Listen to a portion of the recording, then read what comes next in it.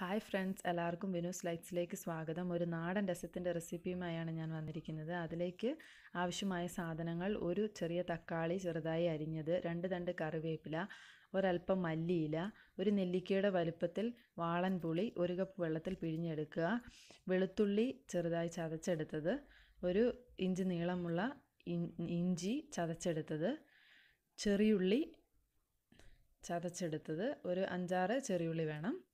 പിന്നെ വറ്റൽ മുളക് നമുക്ക് ആവശ്യമാണ്. പിന്നെ ഒരല്പം 1 ടീസ്പൂണോളം കുരുമുളക് ചതച്ചെടുക്കുക. നമുക്കൊരു പാൻ അടുപ്പിൽ വെച്ച് അതിലേക്ക് ഒരു ടീസ്പൂൺ എണ്ണ ഒഴിക്കാം. ശേഷം എണ്ണ ചൂടായ ശേഷം നമുക്ക് അതിലേക്ക് 1 ടീസ്പൂൺ ഉലുവയും 1 ടീസ്പൂൺ കടുകും ചേർക്കുക.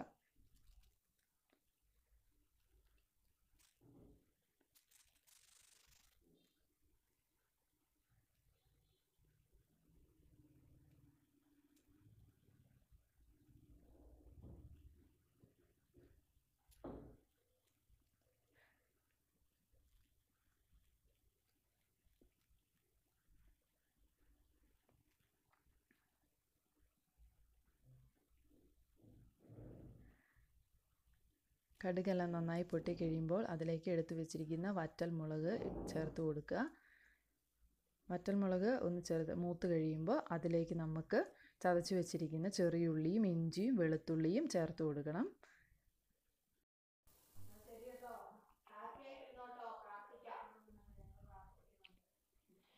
ഈ ഇഞ്ചി, വെളുത്തുള്ളി, ചെറിയുള്ളി, കുരുമുളക് പൊടി, ഈ 3 സാധനങ്ങൾ നമ്മൾ മിക്സിയിലിട്ട് അരച്ചെടുക്കരുത്. അതൊന്ന് ചതച്ചെടുക്കുകയാണ് വേണ്ടത്. എന്നാലേ നമുക്ക് ആ രസത്തിൻ്റെ കറക്റ്റായിട്ടുള്ള ടേസ്റ്റ് കിട്ടുള്ളൂ.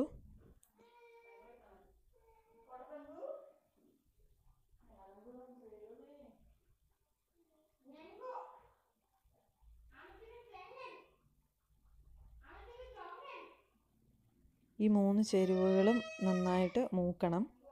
ഇതിപ്പോൾ നന്നായിട്ട് മൂത്തിട്ടുണ്ട്. അപ്പോൾ ഇനിയിപ്പോൾ ഇതിലേക്ക് നമ്മൾ എടുത്തു വച്ചിരിക്കുന്ന ചതച്ച കുരുമുളക് അതിൻ്റെ അകത്തോട്ട് ചേർത്ത് കൊടുക്കുകയാണ്. അതിന് ശേഷം നമ്മളൊന്ന് ഇളക്കി ഒന്ന് യോജിപ്പിക്കണം.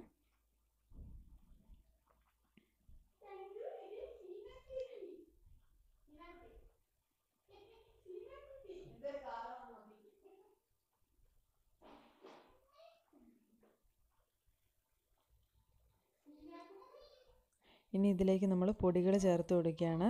1/4 ടീസ്പൂൺ മഞ്ഞൾപ്പൊടിയും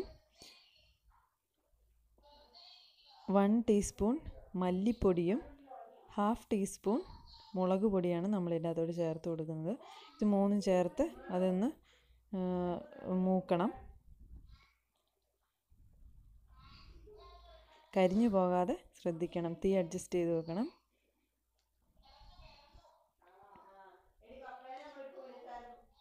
ഇനി നമ്മളിതിലേക്ക് ആഡ് ചെയ്യാൻ പോകുന്നത് എടുത്തു വച്ചിരിക്കുന്ന തക്കാളിയാണ്. തക്കാളിയും കറിവേപ്പിലയും ഇത് ആഡ് ചെയ്തതിന് ശേഷം ഇത് നമ്മളൊന്ന് ഇളക്കി യോജിപ്പിച്ച് ഒരു മിനിറ്റ് നമ്മൾ ഇത് ഇളക്കി യോജിപ്പിക്കണം. അപ്പോഴത്തേക്കും തക്കാളി ഒരു 1/2 വേവാകും.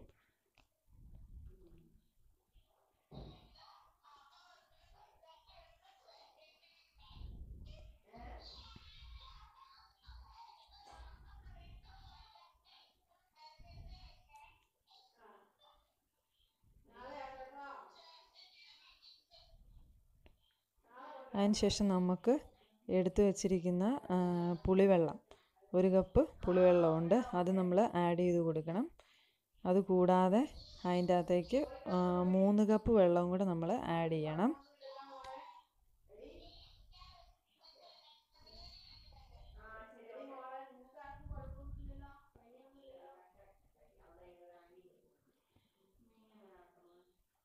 ഈ വെള്ളവും ചേർത്തതിന് ശേഷം നമ്മൾ ഇത് ഹൈ ഫ്ലെയിമിലിട്ട് ഒരു 3 മിനിറ്റ്സ് വേവിക്കണം.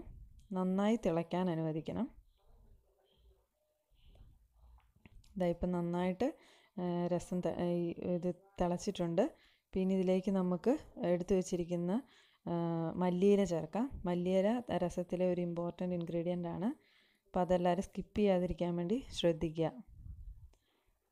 മല്ലിയില ചേർത്ത് ഒരു 30 സെക്കൻഡ്സ് അത് നല്ല ഹൈ ഫ്ലെയിമിൽ തന്നെ ഇടുക. അതിനുശേഷം ഒന്ന് മീഡിയത്തിലേക്ക് വെച്ച് 1 ടീസ്പൂൺ കായം ചേർത്ത് കൊടുക്കുക, കായപ്പൊടി.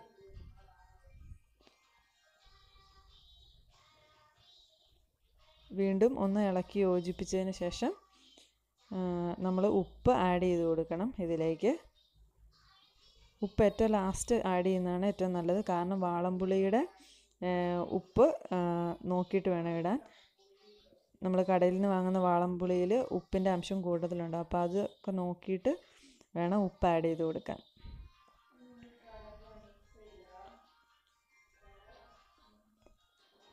അപ്പോൾ നമ്മുടെ രസം ഇതാ ഇവിടെ റെഡി ആയിട്ടുണ്ട്.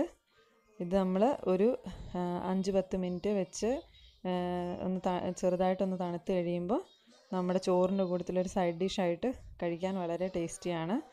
ടേസ്റ്റി മാത്രമല്ല, ഇത് നല്ല ഹെൽത്തിയാണ്. അപ്പോൾ എല്ലാവരും ട്രൈ ചെയ്ത് നോക്കുക.